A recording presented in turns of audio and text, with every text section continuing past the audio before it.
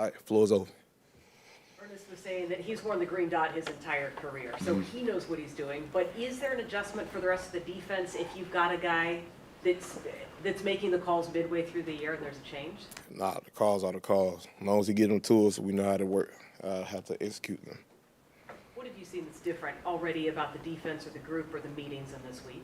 I think we're all locked in. We're all focused. Our attention to detail is better.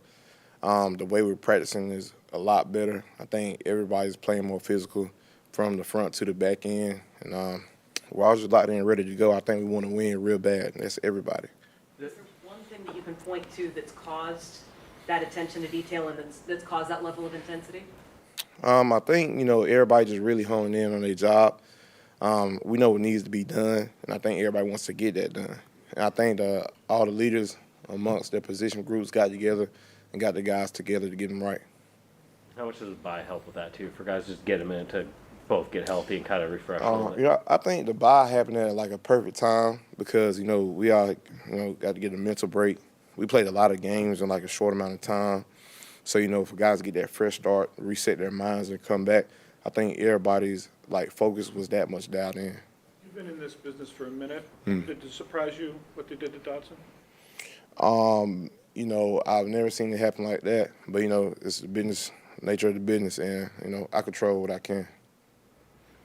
Talk a little bit about bear fronts, like what it means for you on the front line when you guys play like that, and what it changes. Really, it's just a alignment thing. So, even when we play in our base front, it's still technically a bear front. It's just different alignments. So they all kind of mirror each other. Jarran, what is the big challenge these guys present on offense? Obviously, there's plenty of weapons for them, but how do you try to slow them down? I think all the misdirection they do, the scheme that they have, and, with them throwing McCaffrey back in there, the offense runs through him. You could put him anywhere. He could do anything.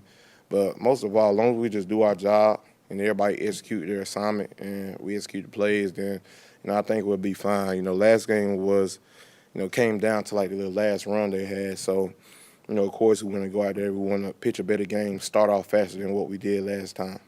What worked better for you guys run defense-wise in the last game against the Rams? Looks like you cleaned a lot. I think, we play a little bit more attack, going to go get them a little bit more. And I think that helped a little bit. When you get in a new defense, you're still trying to figure out your way around things. And I think when you put certain stuff together with the players you got, it helps you play that much better within the scheme you have. You mentioned needing to start faster than you did in the last game. Is there something the 49ers offense does early in those games? Seems like, the last 2 or 3 times they've kind of jumped. I think, they line up and run what they see first. Line up and run the plays against what they see first, and then I think they come back in the second half and try to make adjustments out that as far as audibles or cans or anything they could do.